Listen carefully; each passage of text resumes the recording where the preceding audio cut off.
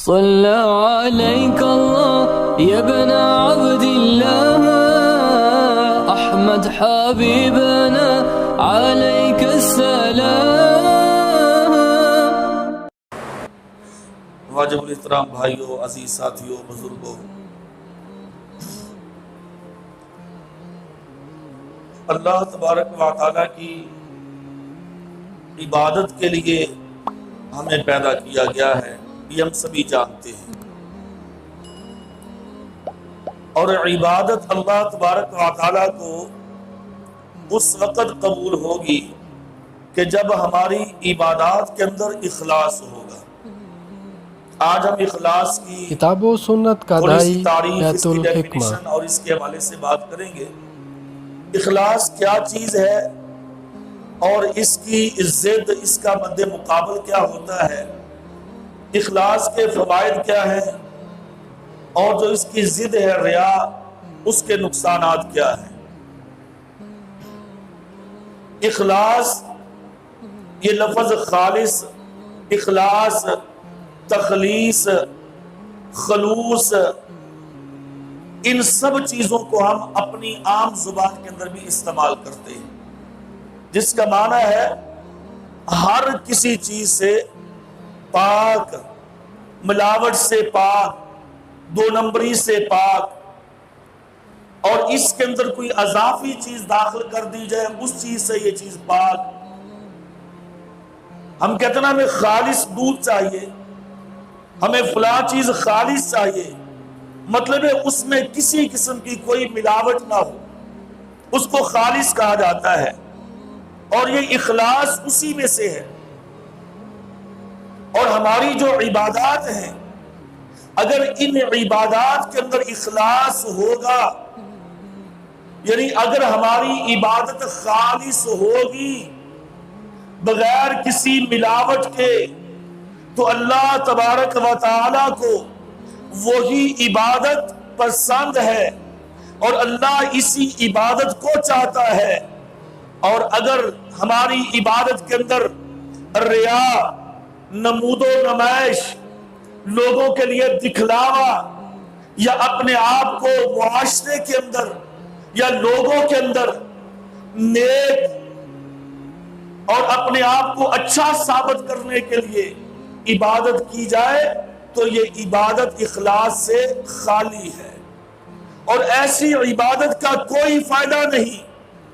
اللہ رب العالمین نے قرآن مجید میں دو ٹوک الفاظ میں کہا ہے، هل اتاک حدیث الغاشیہ وجوہ یومئذ خاشیہ عاملۃ ناصبہ تصلی نارا حامیہ. اللہ فرماتے ہیں کل قیامت کے دن کچھ ایسے چہرے اللہ کے سامنے حاضر ہوں گے، یعنی کچھ ایسے لوگ اللہ کے سامنے آئیں گے کہ جن کے چہروں سے یہ محسوس ہوتا ہوگا، جن کے چہروں سے یہ پتا چلتا ہوگا کہ یہ لوگ بہت زیادہ عبادت کرنے والے ہیں. کتنی عبادت، عاملۃ ناصبہ. اللہ فرماتے ہیں کہ عمل کر کر کے یہ لوگ تھک چکے ہوں گے. اتنی نمازیں، اتنے روزے، صدقات و خیرات اور ہر دین کے معاملے کے اندر سب سے بڑھ چڑھ کر حصہ لینا ان لوگوں کا شیوا تھا، ان لوگوں کی زندگی کا حصہ تھا. ہر معاملے میں سب سے بڑھ کے نیکی کرتے تھے.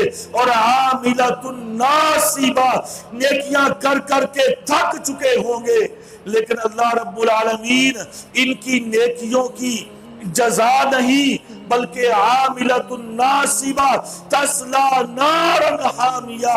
اللہ فرمائے گا جہنم کی بھڑکتی ہوئی آگ تمہارا انتظار کر رہی ہے.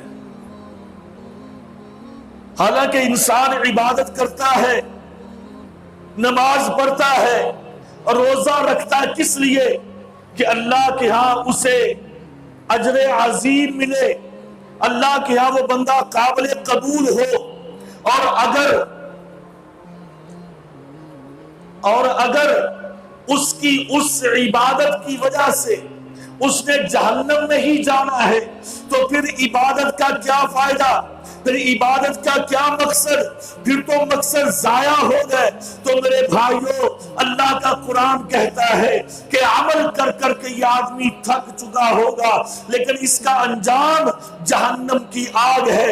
اس کی وجہ، اس کا سبب کیا بنا کہ اس کی عبادت میں، اس کے اعمال میں اخلاص نہیں تھا، اس کے اعمال میں ریا تھی، اس کے اعمال میں نمود و نمائش تھی، اس کے اعمال اللہ کی رضا کے لیے نہیں تھے۔ اسی لیے اللہ رب العالمین نے قرآن مجید میں واضح دو ٹوک الفاظ میں کہا وَمَا أُمِرُوا إِلَّا لِيَعْبُدُوا اللَّهَ مُخْلِصِينَ لَهُ الدِّينَ وَمَا أُمِرُوا إِلَّا لِيَعْبُدُوا اللَّهَ۔ اور لوگوں، اللہ تمہیں حکم دیتا ہے عبادت کا، اور عبادت کیسی ہونی چاہیے؟ اللہ مخلصین، خالص اللہ کے لیے۔ میرے بھائیوں، عبادات ہم کئی قسم کی بجا لاتے ہیں اور عبادات کرتے ہیں، کیا ہم دیکھیں اس ہماری عبادت میں اللہ کی رضا ہے یا نہیں ہے؟ اور عموماً اگر ہم اپنی عبادات کا موازنہ کریں تو اس میں اللہ کی رضا کم ہی نظر آتی ہے۔ کیسے؟ اگر اللہ کی رضا شامل حال ہو ہماری عبادات کے اندر، تو اس عبادت کی لذت، اس عبادت کا طریقہ، اس عبادت کے کرنے کا عمل، اس کا انداز کچھ اور ہوتا ہے۔ اگر لوگوں کے دکھانے کے لیے کی جائے، اس عبادت کا رنگ ڈھنگ کسی اور انداز کا ہوتا ہے۔ آئیے ہم ذرا دیکھتے ہیں اللہ کے لیے کی جانے والی عبادت، اس کا کیا رنگ ہوگا، اس کی کیا علامات ہوگی۔ اللہ تبارک و تعالیٰ نے منافقین کی علامتیں بیان کرتے ہوئے فرمایا، اللہ نے کہا جو منافقین ہیں، منافقین قاموا الی الصلاۃ قاموا کسالا وہم یراؤون الناس ولا یذکرون اللہ الا قلیلا۔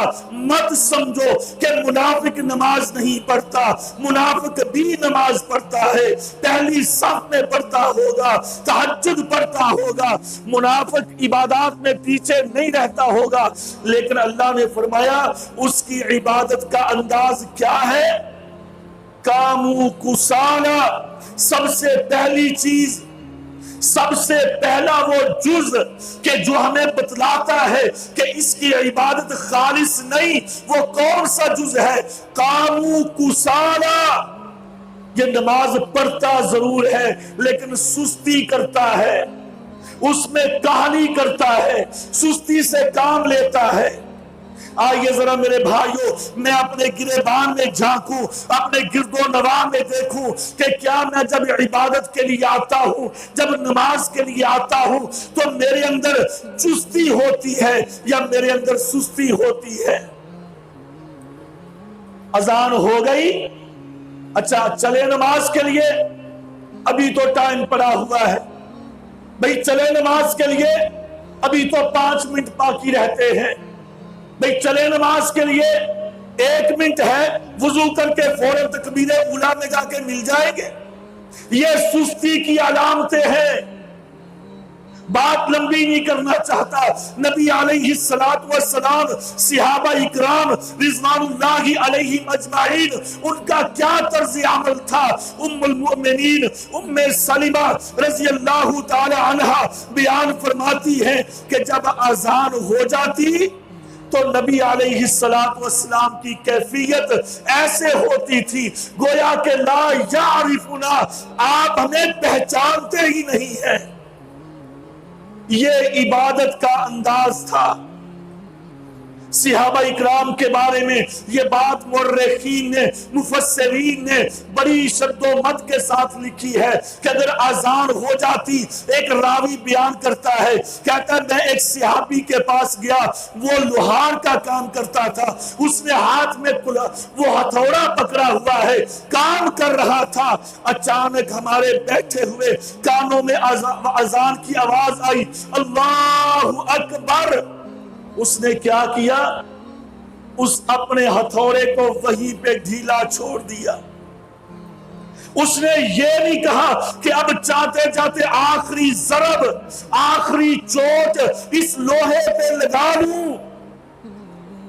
حالانکہ آخری دفعہ ہتھوڑا نیچے رکھتے ہوئے وہ ایک ضرب لگا سکتا تھا، لیکن اس نے کہا نہیں، اللہ اکبر، اللہ سب سے بڑا ہے، اللہ کا پیغام آ گیا ہے. یہ انداز تھا اخلاص کا کہ وہیں پہ ہاتھ ڈھیلا چھوڑ دیا، ہتھوڑا نیچے رکھ دیا. اذان کے بعد نماز کے لیے نکل آئے، اور اذان کے بعد کام کرنا اپنے لیے وبال جان سمجھا کرتے تھے. یہ اخلاص کا انداز ہے. کیا آج میں بھی ایسے کرتا ہوں؟ میں تو انتظار میں رہتا ہوں کب جماعت کھڑی ہو، کب مؤذن مکبر تکبیر کہے، میرے کان میں پڑے، پھر میں اپنے کمرے سے اٹھ کے آؤں، پھر میں اپنی دکان سے اٹھ کے آؤں، پھر میں اپنی مجلس کو برخاست کروں. اور میرے بھائیوں، بات سیدھی سی ہے، اللہ کی قسم آپ اپنی مجلسیں، اپنی محفلیں، اپنے کمرے، اپنی دکانیں یہ نہیں چھوڑتے. اور آخر میں کیا کہتے ہیں؟ کوئی بات نہیں، نمازیں اکٹھی بھی تو ہو ہی جاتی ہیں، اکٹھی کرنا بھی تو جائز ہی ہے. بھائیو، اخلاص نہیں. اگر اخلاص ہے تو انداز یہ ہوگا، اگر اخلاص نہیں ہے، اللہ نے قرآن میں کہا قاموا الی الصلاۃ قاموا کسالى، سستی کے مارے ہوئے، کالی کے روندے ہوئے ایسے آتے ہیں نمازوں کے لیے. کون؟ جن کو ہم منافق کہتے ہیں، جس کو اللہ نے منافقین کا درجہ دیا ہے.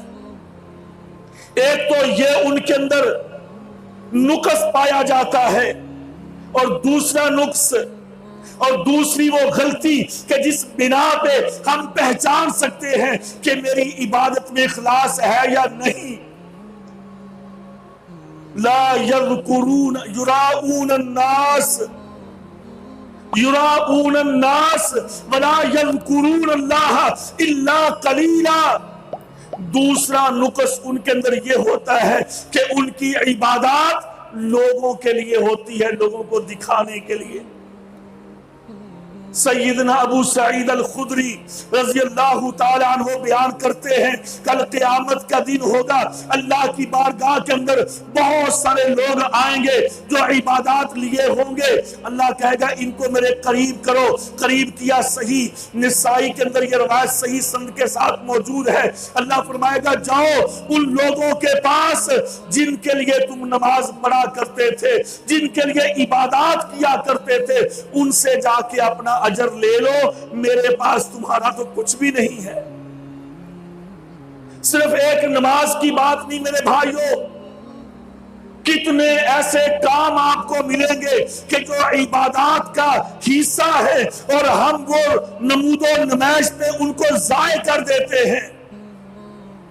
اپنے نام کی تختی لگوا لینا، ہاں جی، اپنے نام کا چرچا کروانا. اللہ اکبر کبیرہ. سیدنا ابو امامہ بہلی رضی اللہ تعالی عنہ، صحیح بخاری کی روایت ہے، کہتے ہیں ایک دفعہ ہم مسجد میں بیٹھے ہوئے تھے، ہم ذکر کر رہے تھے دجال کا کہ دجال آئے گا، بہت بڑا فتنہ ہے، ہر نبی نے پناہ مانگی ہے، ہمیں پناہ مانگنے کا حکم دیا گیا، وہ بڑا شدید فتنہ ہوگا. ہم دجال کے بارے میں ڈسکس کر رہے تھے کہ جاء الی النبی صلی اللہ علیہ وسلم، پیارے پیغمبر تشریف لے آئے.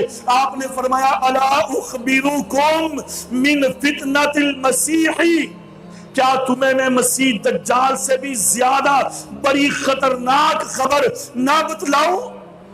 قلنا بلا یا رسول اللہ صلی اللہ علیہ وسلم، ہم نے کہا اللہ کے رسول بتلائیے. آپ نے فرمایا کہ پھر سنو، دجال سے بھی زیادہ جو فتنے کا باعث بننے والا عمل ہے، آپ نے فرمایا کہ اخوف علیکم من الشرک الخفی، میں اس بات سے ڈرتا ہوں تمہارے اوپر کہ تم میرے بعد شرک خفی یعنی پوشیدہ شرک، ایک تو علل اعلانیہ شرک ہے جس کو میں بھی آپ بھی سبھی جانتے ہیں، ایک شرک خفی پوشیدہ آپ نے فرمایا کہ میں اس بات سے ڈرتا ہوں کہ تم شرک خفی یعنی پوشیدہ شرک کرنا شروع کر دو گے۔ پھر آپ نے فرمایا کہ تمہیں پتا ہے شرک خفی کس کو کہتے ہیں؟ اللہ کے رسول بتلا دیجئے۔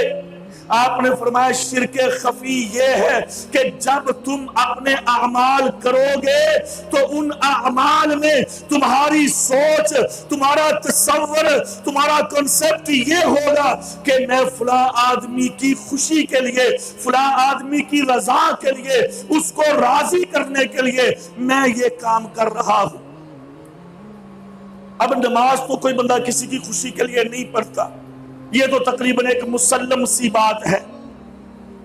نماز تو عموماً اللہ کو راضی کرنے کے لیے لوگ پڑھتے ہیں، وہ الگ بات، اس میں سستیاں کاہلیاں ایک الگ موضوع ہے، لیکن بہت ساری عبادات نماز سے ہٹ کر لوگوں کی خوشنودگی کے لیے کی جاتی ہیں۔ مثلاً صدقہ خیرات، مدارس مساجد کی تعمیرات، بیوہ یتیم مساکین کے ساتھ اعانت، ان کے ساتھ تعاون، یا اپنے محلے میں اپنے قریبی رشتہ داروں کے اندر اپنے کچھ مال کی تقسیم کاری، یہ کس لیے ہوتا ہے؟ لوگوں کو خوش کرنے کے لیے۔ اور اکثر میں نے دیکھا، آپ نے مجھ سے زیادہ دیکھا ہوگا کہ آپ ان کے پاس جائیں اللہ کے لیے، یعنی مسجد، مدارس یا دیگر امور کے لیے، تو وہ لوگ تعاون کرنے کے لیے تیار نہیں، اگر کریں گے بھی تو وہ سستی اور کاہلی کا انداز اپنائیں گے۔ اور اگر کوئی بڑا آدمی، کوئی ایم این اے، کوئی ایم پی اے یا کوئی وفاقی یا صوبائی وزیر یا کسی بڑی پوسٹ پر برنجمان جو عہدے دار ہے، اگر وہ کہہ دے تو فوری طور پہ ان کی بات پہ عمل درآمد کیا جاتا ہے، حالانکہ کام اچھا تھا۔ محلے میں نلکا لگانا ہے، پانی کی بڑی قلت ہے، میں بھی گیا، آپ بھی گئے، حضرت صاحب نے، چودھری صاحب نے ہماری بات ہی نہیں سنی، کسی بڑے آدمی نے کہہ دیا، فوراً شام سے پہلے نلکا لگا دیا۔ کیوں؟ اس سے مفاد ہے، یا اس کو راضی کیا، اس کو خوش کیا، اللہ کو راضی نہیں کیا، اللہ کو خوش نہیں کیا، ایک آدمی کو راضی کیا۔ پیارے نبی نے فرمایا یہی شرک خفی ہے، یہی پوشیدہ شرک ہے جو اس امت کے اندر پایا جائے گا۔ آج دیکھ لیجئے ہمارے اندر اس قسم کی بیماریاں اللہ محفوظ فرمائے بکثرت پائی جاتی ہیں۔ بڑی مشہور حدیث ہے، میں بس ایک مجمل سا خاکہ اس کا آپ کے سامنے پیش کرتا ہوں۔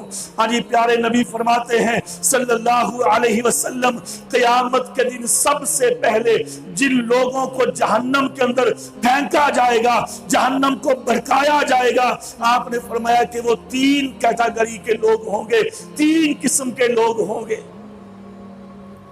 اور ان میں سب سے پہلا جس کو جہنم میں پھینکا جائے گا، پیارے نبی نے فرمایا کہ وہ شہید ہے۔ حالانکہ شہید کا معاملہ، شہید کا اجر و ثواب اور شہید کے فضائل و مناقب یہ کسی سے کم نہیں۔ انبیاء کے بعد مع النبیین والصدیقین والشہداء، انبیاء کے بعد صدیقین۔ میں یہاں چھوٹی سی ایک بات کہنا چاہتا ہوں، صدیقین کے اندر سارے صحابہ آتے ہیں، صرف ابو بکر صدیق رضی اللہ تعالی عنہ ہی نہیں، وہ تو ہیں ہی ہیں، لیکن ان کے علاوہ تمام صحابہ صدیقین کے اندر آتے ہیں۔ یعنی کہ صحابہ کے بعد اگر رتبہ اور مقام ہے تو وہ شہداء، وہ شہداء کا ہے۔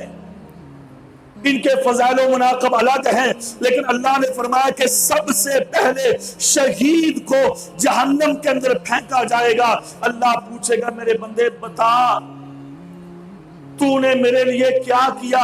تجھ کو میں نے صحت دی، تجھ کو میں نے جوانی دی، تجھ کو میں نے زندگی عطا کی، تجھ کو میں نے بہت ساری صلاحیتوں کے ساتھ مالا مال کیا، بتلا تو نے میری ان نعمتوں سے کیا فائدہ اٹھایا اور میرے لیے تو نے کیا کردار ادا کیا؟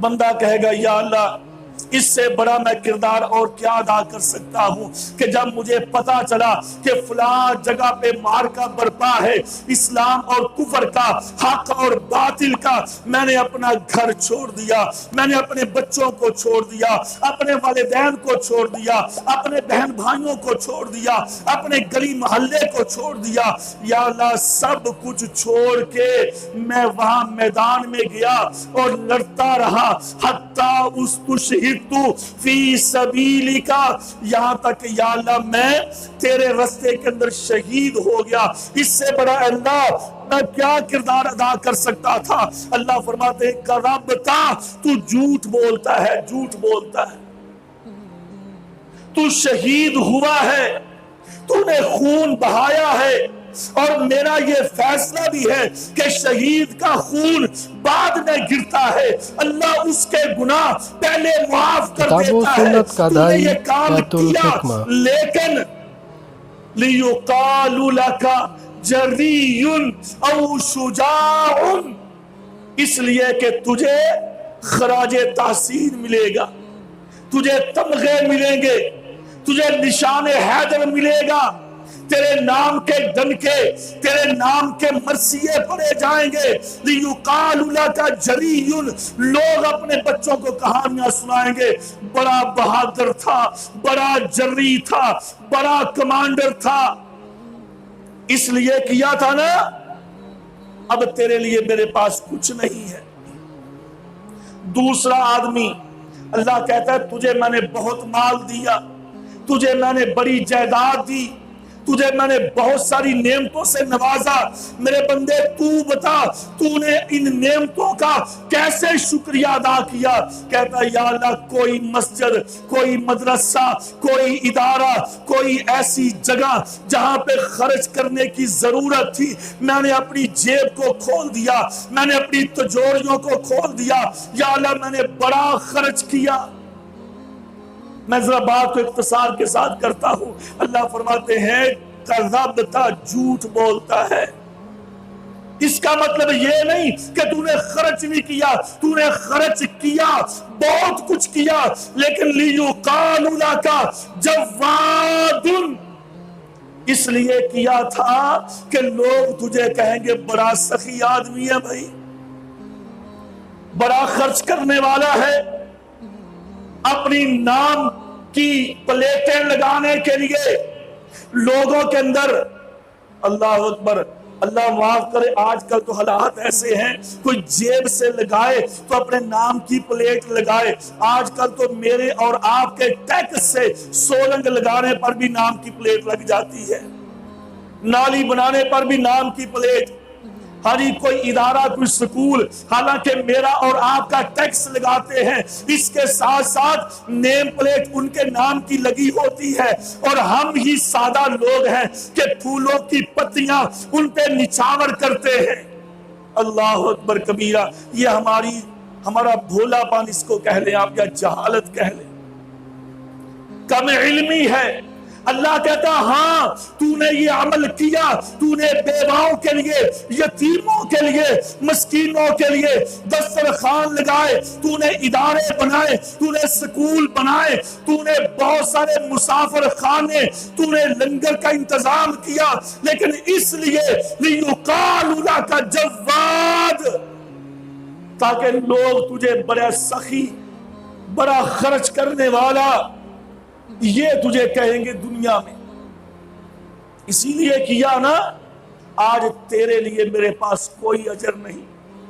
تیسرا آدمی اللہ کی بارگاہ میں پیش کیا جاتا ہے، ہاں میرے بندے تو بتا، تجھ کو میں نے صحت دیا، مال دیا، جوانی دی، صلاحیتیں دی، تو بتا یا اللہ میں نے تیرے دین کو سیکھا، تیرے میں نے قرآن کو، کتاب اللہ کو میں نے یاد کیا، حفظ کیا، اس کو میں نے پڑھا، تیرے نبی کی حدیثوں کو یاد کیا، میں نے پڑھا، پڑھایا، اور یا اللہ میں نے دن رات اپنا تیرے دین کے لیے وقف کر دیا تھا، مجھے تو رات اور دن کا پتہ ہی نہیں چلتا، آج یہاں پہ جلسہ ہے، یہاں پہ پروگرام ہے، ہاں جی شام کو سائیوال میں ہے، صبح کو لاہور میں ہے، اگلے دن اسلام آباد، پشاور، کراچی، ہاں جی ملک کیا آؤٹ کنٹری، میں تو پتہ نہیں کہاں کہاں، میں تو پتہ نہیں ایشیا یا یورپ کن کن ممالک میں، یا اللہ تیری تبلیغ کے لیے جاتا رہا، تیرے قرآن کے لیے جاتا رہا،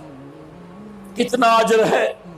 العلماء ورثۃ الانبیاء، سنن ابو داود کی صحیح حدیث، پیارے نبی نے کہا کہ علماء انبیاء کے وارث ہیں۔ اب یہ انبیاء کا وارث کہتا ہے یا اللہ میں نے کوئی علاقہ، کوئی گاؤں، کوئی بستی، کوئی شہر نہیں چھوڑا جہاں پر میں نے تبلیغ نہیں کی، میں نے قرآن نہیں پڑھ کے سنایا، میں نے جلسے پروگرام نہیں کیے۔ اللہ کہتا کیے ہیں، کذبتا جھوٹ بولتا ہے، اس میں شک نہیں کہ تو نے پروگرام قرآن پڑھا نہیں، حدیث نہیں پڑھی، نہیں، سب کچھ کیا ہے۔ لیقال لک قارئ او عالم، اس لیے کیا تھا کہ لوگ تجھے بڑا قاری کہیں گے، لوگ کہیں گے بڑا عالم ہے، جناب کیا بات ہے اس عالم۔ اپنی شہرت چاہتا تھا، اپنا نام چاہتا تھا، اشتہاروں پہ بڑے بڑے تیرے نام چھپیں، پروٹوکول کے لیے گاڑیاں ہوں، لوگ جناب تیری راہیں تکتے ہوں، ہاں جی زندہ باد کے نعرے سجتے ہوں، لگتے ہوں، یہ تیرا مقصد تھا، یہ تیری وجہ تھی اور یہ تیری سوچ تھی، لہٰذا اب تیرے لیے میرے پاس کوئی ٹھکانہ نہیں ہے۔ تینوں کا بیان کرنے کے بعد نبی کائنات صلی اللہ علیہ وسلم نے فرمایا ثم طرح علی وجہہ فی النار، اللہ کہے گا ان کو گھسیٹو، اور ان کو گھسیٹو بھی چہرے کے بل، یعنی الٹا لٹا کے ٹانگوں سے پکڑ کر ان کو پھینک دو جہنم کے اندر۔ کیوں؟ کیا میرے بھائیوں یہ عبادات نہیں ہے؟ اب یہ ٹاپ کی عبادات ہیں، شہادت، اور پھر یہ جود و سخا، یعنی صدقہ خیرات، لوگوں کا تعاون، لوگوں کی مدد، اور پھر دین کا پھیلانا، دین کا سمجھنا سمجھانا، مساجد اور مدارس کا قیام، یہ چھوٹی عبادات ہیں، بہت بڑی عبادات ہیں، لیکن ان میں اخلاص نہیں تھا، اخلاص نہیں تھا، جس وجہ سے اللہ نے اٹھا کے جہنم میں پھینک دیا۔ عبادت چھوٹی سی ہو، اس میں اخلاص ہو تو اللہ اس کا اجر کیسے دیتے ہیں؟ سنی ہے نا حدیث ہم سب نے، صحیح بخاری کی روایت ہے، پیارے نبی فرماتے ہیں صلی اللہ علیہ وسلم، ایک عورت زانیہ فاحشہ بازاری عورت ایک رستے سے گزر رہی تھی، گرمی کا موسم تھا، اس نے ایک کنویں سے پانی پیا، پانی پی کے جب وہ جانے لگی دیکھا ایک نجس جانور کتا، جس کو گھر میں رکھنے سے ایک قیرات ثواب کم ہو جاتا ہے۔ میرے بھائیوں بڑے لوگ آج کل حاجی شوق سے اپنے گھروں میں کتے رکھتے ہیں، شوق سے۔ یاد رکھیے صحیح بخاری کی حدیث ہے، نبی کائنات فرماتے ہیں صلی اللہ علیہ وسلم، جس نے شوق سے اپنے گھر میں کتا رکھا، روزانہ کی بنیاد پہ ایک قیرات اس کے ثواب کے اندر کمی کی جائے گی۔ ایک قیرات کیا ہے؟ احد پہاڑ، احد پہاڑ کے برابر اس کے اعمال کو روزانہ اس کے کھاتے سے منہا کر دیا جاتا ہے۔ اللہ اکبر، نجس جانور ہے، اور اس عورت نے دیکھا اس کو پیاس لگی ہے، وہ کنویں کے ارد گرد چکر لگا رہا ہے، شدید گرمی کا موسم تھا، اس نے اپنا موزہ جو اس کے پاؤں کا جوتا تھا اس نے اپنے دوپٹے کے ساتھ کپڑے کے ساتھ باندھا اور کنویں سے پانی نکال کے اس جانور کو پلا دیا۔ اللہ نے فرمایا کہ اللہ نے اس کو معاف کر دیا۔ اخلاص تھا، چھوٹی سی عبادت تھی، اخلاص تھا۔ کئی واقعات ہمارے سامنے احادیث کے اندر موجود ہیں. بڑا واقعہ مشہور ہے کہ نبی صلی اللہ علیہ وسلم نے فرمایا بنی اسرائیل کے 3 شخص تھے جو میوے سفر کر رہے تھے. اچانک موسم خراب ہوا. بڑا مشہور واقعہ ہے. وہ ایک غار میں چلے گئے اور ایک بڑا پتھر آیا, غار کے منہ کے اوپر آ کے رک گیا. غار کا دروازہ بند. پتھر بڑا وزنی, وہ ہلنے کا نام ہی نہیں لیتا. غار کا دروازہ بند ہو گیا. اب یہ لوگ بڑے پریشان ہیں. انہوں نے پھر اس وقت آپس کے اندر یہ بات کی کہ اب وہ عمل اللہ کو پیش کرو کہ جن میں اخلاص تھا, جو دکھاوے کے لیے نہیں تھے. تینوں نے اپنے اپنے عمل پیش کیے. صحیح بخاری کی حدیث ہے. اور ہر آدمی جب وہ دعا کرتا تھا, اپنا عمل اللہ کے سامنے پیش کرتا تھا, تو ساتھ یہ کہتا اللہم فَإِن كُنْتُ اللہم فَإِن كُنْتُ عَمِلْتُ لَكَ فِي وَجْهِكَ فَافْرُجْ عَنَّا مَا نَحْنُ فِيهِ. یا اللہ تو جانتا ہے یہ کام صرف میں نے تیرے لیے کیا تھا, میں نے کسی کو نہیں بتایا تھا, صرف تو جانتا تھا, تیرے لیے کیا تھا. تو یا اللہ تو جانتا ہے اگر میں نے یہ کام صرف تیرے لیے کیا تھا تو ہمیں اس مصیبت سے نجات دے دے. تینوں نے یہ الفاظ استعمال کیے. اپنے اپنے عمل اللہ کے سامنے پیش کرنے کے بعد اللہ نے اس پتھر کو سائڈ پہ کر دیا. بڑی مشہور حدیث ہے. تو عمل چھوٹا ہے لیکن اس میں اخلاص ہے, اللہ نے نجات دی.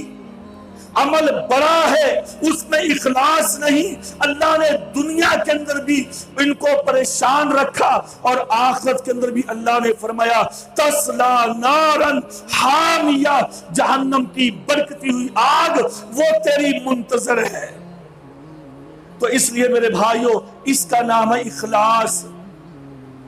یعنی اپنے دل کے اندر صرف ایک چیز ہو کہ ابتغائی وجہ اللہ, کہ میں جو بھی عمل کرنے لگا ہوں وہ اللہ کی رضا کے لیے ہے, اللہ کو خوش کرنے کے لیے ہے. تو میں عرض کر رہا تھا اللہ نے فرمایا منافقین کی 3 وہ خامیاں کہ جن کے ساتھ ان کے اخلاص کو اللہ نے ختم کر دیا. پہلی خامی کون سی؟ عبادات میں سستی, کاہلی, چست رویہ نہیں. اچھا کر لیں گے ایسے کرتے کرتے وقت ختم ہو گیا. اور دوسری چیز یراؤون الناس, کہ عبادات ہیں لیکن لوگوں کا دکھلاوا ہے, جس کے بھی حدیث کے اندر وضاحت ہوئی کہ یہ بھی اخلاص کا تقابل یعنی اس کا مد مقابل ہے ریاکاری اور شرک خفی. اس کو پیارے پیغمبر نے شرک اصغر بھی کہا ہے. اور تیسری چیز اللہ نے فرمائی وَلَا يَذْكُرُونَ اللَّهَ إِلَّا قَلِيلًا, وَلَا يَذْكُرُونَ اللَّهَ إِلَّا قَلِيلًا, کہ اللہ کا ذکر نہیں کرتے, بالکل نہیں کرتے, نہیں کرتے ہیں الا قلیلا, مگر تھوڑا سا کر لیتے, تھوڑا سا کر لیا پھر نہیں کیا. یہ اللہ کی یاد, اللہ کا ذکر. اچھا بھائیو اب اللہ کا ذکر کیا کیا ہے؟ نماز, فَأَقِمِ الصَّلَاةَ لِذِكْرِي. اللہ نے نبی موسیٰ علیہ السلام کو کہا کہ نبی موسیٰ نماز قائم کیجئے, کس لیے؟ لِذِكْرِي, میرے ذکر کے لیے, یعنی میری یاد کے لیے. اور قرآن مجید اِنَّا نَحْنُ نَزَّلْنَا الذِّكْرَ وَإِنَّا لَهُ لَحَافِظُونَ, یہ قرآن مجید اللہ کا ذکر ہے. یعنی یہ آدمی نماز نہیں پڑھتے, اگر پڑھتے ہیں ایک پڑھ لی باقی چھوڑ دی, یا ہفتے میں صرف ایک جمعہ پڑھ لیا, باقی پورا ہفتہ بس چھٹی نمازوں کی.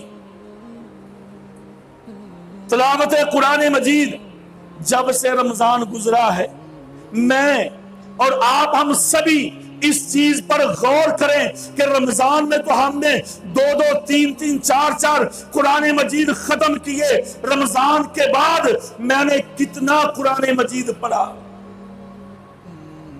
کئی میرے بھائی تو ایسے ہوں گے کہ جنہوں نے ماشاءاللہ اپنی روٹین کو قائم رکھا ہوا ہے اور وہ پڑھ رہے ہیں روٹین کے ساتھ۔ کئی میرے بھائی ایسے ہوں گے کہ جنہوں نے رمضان کے بعد قرآن کو ہاتھ تک بھی نہیں لگایا ہوگا۔ اب یہ اللہ کا ذکر ہے، اسی طریقے سے صبح و شام کے اذکار ہیں اور اللہ تعالیٰ کا یاد کرنا، سبحان اللہ، الحمدللہ، اللہ اکبر، تسبیحات، تحلیلات، ہم یہ اللہ کی کتنی ادا کرتے ہیں۔ اللہ نے فرمایا کہ یہ 3 خامیاں ہیں منافقین کی، اور پھر یہ منافقین وہ ہیں کہ جن میں اخلاص نہیں۔ اور اگلی آیت میں اللہ نے فرمایا ان المنافقین فی الدرک الاسفل من النار، کہ منافق جہنم کے سب سے نچلے گڑے میں ہوگا۔ یعنی ابو جہل، ابو لہب، عتبہ، شیبہ، یہ سارے بڑے بڑے کافر یہ جہنم کے اندر اوپر، اور منافق ان سے بھی نیچے جائے گا۔ کیوں؟ اخلاص نہیں ہے۔ تو میرے محترم بھائیوں، عبادات کے اندر اخلاص کا ہونا اتنا ہی ضروری ہے جیسے میرے جسم کے لیے روح کا ہونا ضروری ہے۔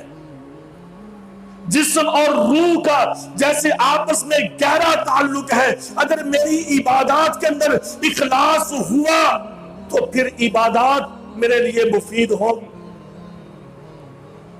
پیارے پیغمبر صلی اللہ علیہ وسلم سے سوال کیا جبریل نے، یہ پوری روایت تو بڑی لمبی روایت ہے، اس پر پھر کبھی بات کریں گے۔ ایک سوال کیا ان سوالوں میں سے کہ مل احسان،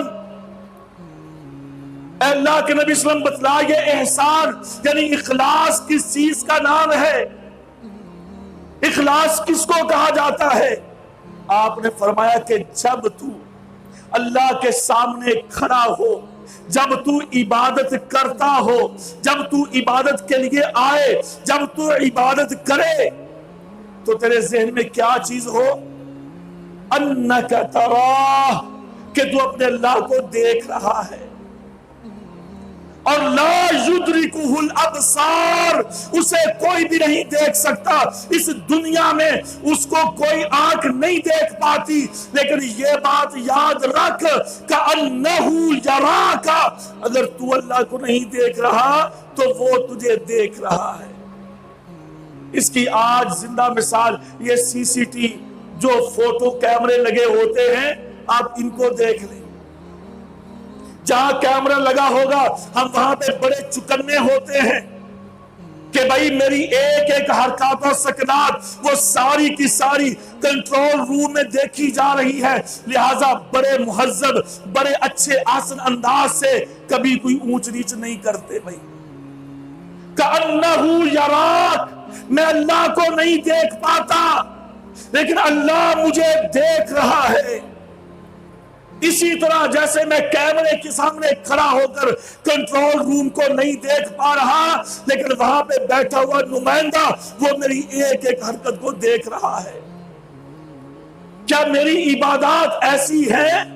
پیارے پیغمبر نے فرمایا اس کا نام ہے اخلاص۔ علیک بکثرت السجود، سجدے کر سجدے، یعنی عبادات میں توجہ دے، اور عبادات بھی ایسی ابتغاء وجہ اللہ کہ صرف ایک اللہ کی رضا کے لیے عبادت ہو۔ جس عبادت میں اخلاص ہے نا، اللہ نے اس کی ایک مثال دے کے سمجھایا، بڑی پیاری مثال دی اللہ نے قرآن مجید میں۔ اللہ کا یہ انداز ہے، اس کا یہ اسلوب ہے، اللہ جہاں پہ بات سمجھنا آئے اللہ اس کو مثال کے ساتھ سمجھاتے ہیں، تاکہ کئی سادہ سے لوگ ہوتے ہیں کہتے ہیں اسی تے مولوی جی بالکل انپڑھ ہوا، سانو تے سمجھ ہی نہیں آئی۔ اللہ ان کے لیے بڑے پیارے انداز میں سمجھاتا ہے۔ اللہ نے فرمایا مثل الذین ينفقون اموالهم رئاء الناس ولا يؤمنون بالله واليوم الآخر فمثله كمثل صفوان علیہ تراب فاصابہ وابل فترکہ صلدا لا یقدرون علی شیء مما کسبوا واللہ لا یہدی القوم الکافرین۔ اللہ نے کہا سادہ سی مثال ہے، دیہاتوں میں رہتے ہو، گاؤں میں یا پہاڑی جہاں بھی رہتے ہو، اللہ نے کہا بڑی سادہ سی مثال ہے، ایک پتھر لے لو، اس کو باہر رکھ دو، باہر پڑا ہوا ہے، یا ہم کوئی اینٹ اٹھا کے باہر رکھ دیں، چند دنوں کے بعد اینٹ نظر نہیں آئے گی، مٹی، گرد و غبار، دھول کے ساتھ بالکل وہ چھپ جائے گی، پتہ ہی نہیں چلتا یہاں پہ اینٹ پڑی کہ نہیں پڑی۔ پھر کیا ہوتا ہے؟ بارش آتی ہے، فَأَصَابَهُ وَابِلٌ فَتَرَكَهُ صَلْدًا، آسمان سے بارش برسی، بارش آئی، وہ سب کچھ دھل گیا۔ اب اندر سے صاف پتھر نکل آیا، اندر سے صاف وہ اینٹ نکل آئی، ساری مٹی اوپر سے دھل گئی، پتا چلا اچھا ایتھے تے پتھر پیا سی، آتے ایک پئی سی۔ پھر پتا چلتا ہے کہ میں تو اس کو پتہ نہیں کیا سمجھ رہا تھا، یہ تو اینٹ نکل آئی، یہ تو پتھر نکل آیا، جب پانی پڑا پانی نے صاف کر دیا۔ اللہ نے کہا لوگوں جن کی عبادات کے اندر اخلاص نہیں ہے، ان کی عبادات کی یہی مثال ہے، وہ دنیا میں عبادات کرتے ہیں، نمازیں پڑھتے ہیں، روزے رکھتے ہیں اور دیگر عوامل صالح وہ کرتے ہیں، لیکن جب موت آئے گی نا فَتَرَكَهُ صَلْدًا، خالی کورے کاغذ، یعنی کچھ بھی ساتھ نہیں جائے گا۔ لا يقدرون على شيء مما كسبوا، جو 50 60 90 100 سال کی عمر نمازیں پڑھتا رہا، اذکار کرتا رہا، بارش نے وہ سارا دھو دیا، یعنی موت آئی سب کچھ دھل جائے گا۔ لا يقدرون على شيء، شيء ان کے اندر چھوٹا سا ذرہ بھی آتا ہے، چھوٹا سا ذرہ بھی، اللہ کہتا ہے چھوٹے سے ذرے کا بھی اس کو فائدہ نہیں ہوگا۔ کیوں؟ اس لیے کہ اس کی عبادت میں اللہ کی رضا نہیں تھی، اخلاص نہیں تھا۔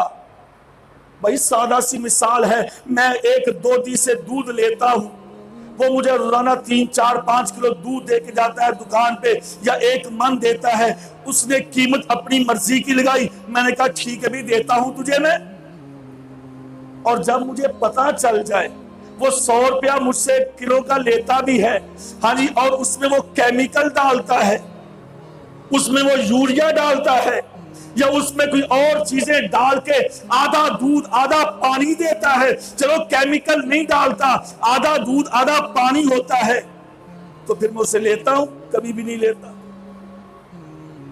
میں کہتا ہوں نہیں بھائی تیرا پچھلا کھاتا بھی سارا گل، دیکھتے نہیں سنتے نہیں کہ جی فلاں انٹرچینج کے اوپر فوڈ والوں نے پورے کا پورا ٹینکر دودھ کا ضائع کر دیا، وہ سارا ضائع کیوں؟ اس میں اچھا بھی تو ہوتا ہے، رہی اس میں خالص بھی تو ہوتا ہے۔ اگر 1 من دودھ تھا 10 من تھا، اس میں کوئی من 2 من خالص بھی تو ہوگا۔ انہوں نے کہا نہیں سارا بیکار ہے، سب ضائع ہے۔ اب ایک بندہ نماز پڑھتا ہے، عبادت کرتا ہے، لیکن اگر چند عبادات میں اس کا اخلاص بھی ہوا تو جو باقی عبادات ہیں اس میں اخلاص نہیں، اللہ کہتا چل ساری کی ساری عبادات لا يقدرون على شيء مما كسب، ایک چھوٹے کے ذرے کا بھی تجھے اجر و ثواب نہیں ملے گا، چونکہ تیرے اندر اخلاص نہیں ہے بھائی۔